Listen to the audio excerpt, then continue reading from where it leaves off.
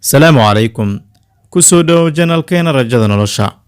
Maanta halkani waxaan idinkugu soo gudbin doonaa qiso aad u xanuun badan. Dhagartii internetka. Qiso xanuun badan oo qabsatay gabar muslimad ah. Waa qiso run ahaantii aad u xanuun badan oo mudanna in lagu cibro qaato. Khaasatan markaan fiirinayno sida dadkeena Soomaalida ah ay ugu bateen adeegsiga internetka. Waxaan jeclaysanay inaan idin soo turjino qisadan oo ku dhacday gabar dhowrsan oo ahayd xaas cusub. Waxayna ku bilowday sheekadeeda sida tan. Walaalayaal, waxaan idin soo gudbinayaa qisadan oo dhab ahaantii aad ii taabatay. Waxaa burburay mustaqbalkaygii, waxaa dumay gurigaygii, waxaan kala tagnay ninkaygii. Weliba anigoo ka soo jeeda qoys dhowrsan, weligay kuma fikirin inaan sameeyo khaladkan oo kale oo Ilaahay iga caroodo. Waxaan guursaday wiil aan isjeclayn oo aad ii ixtiraami jiray, iguna qabay kalsooni weyn, isagoo familkiisu dareemeen wanaagga inaga dhaxeeya. Dhinaca qoyskayguna waxay igula kaftami jireen, waxaad heshay nin aan hortaada gabar kala arag oo aad ku jecel. Ma xasuusto shay aan weligayga ka codsaday oo uu ii diiday.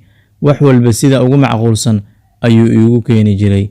Laakiin maalin maalmaha ka mid ah ayaan ka dalbaday inuu guriga internet ii soo geliyo. Wuxuu yiri, gurigayga uma rabo internet, laakiin ugu dambeyntii waxaan ku qanciyay inuu guriga internet ii soo geliyo. Wixii intaa ka dambeeyay kadib waxaan waqtigayga ugu badan siiyay inaan qadka galo oo aan asxaab badan ku yeesho. Isagu wuxuu aadaa shaqadiisa, mana i weydiiyay waxaan ku sameeyo, waayo kalsooni badan ayuu ugu qabay.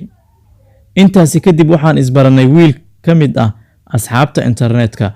Wuxuu ii soo jiitay si weyn. Waxaan ka helay farxad aan weligayga qof bini'aadan ka helin. Maalinba maalinta xigta waan xiriiri jirnay ilaa saygayga uu ka maseero mararka qaar inaan qadka galo isagoo guriga jooga. Wuxuu waqtigaygu socdo. Waxaa ninkaygii igu dhibsaday waqtigii badnaa ee aan qadka ku bixin jiray.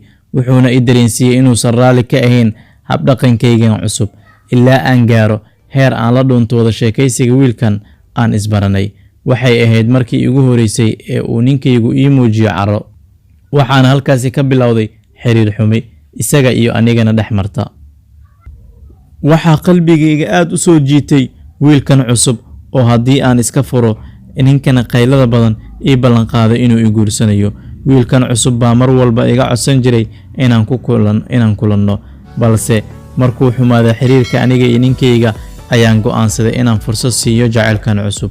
Ugu dambeyn maalin baan ballannay oo aan is aragnay, waxaana dhex martay sheeko iyo wax kastoo rag iyo dumar ay sameeyaan. Markii dambe ninkaygii baa go'aansaday inuu internetka guriga ka saaro. Waxaana bilaabay inaan taleefanka isku wacno wiilkii, oo xiriirkeenii sii laxaadsaday halka khilaafka aniga iyo odaygaygii uu sii kordhay. Ninkaygu wuxuu arkay fariin qoraaleed taleefankayga ku qoran, wuxuuna aad uga naxay.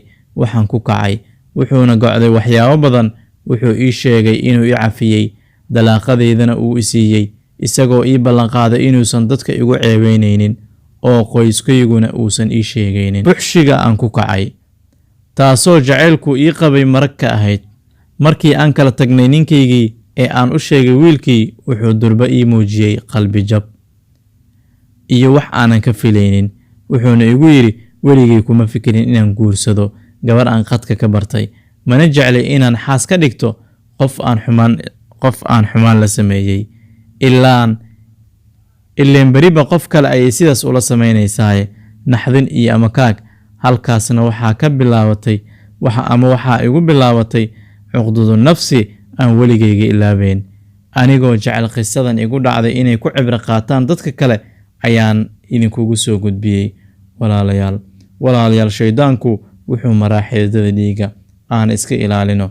Aniguna Ilaahay ii barya inuu iga toobad aqbalo.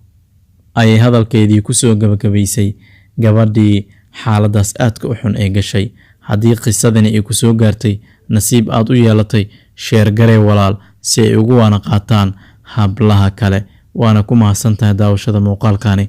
Hana iloobin inaad subscribe saarato channelkeena si ay kuu soo gaaraan muuqaaladeena xiga.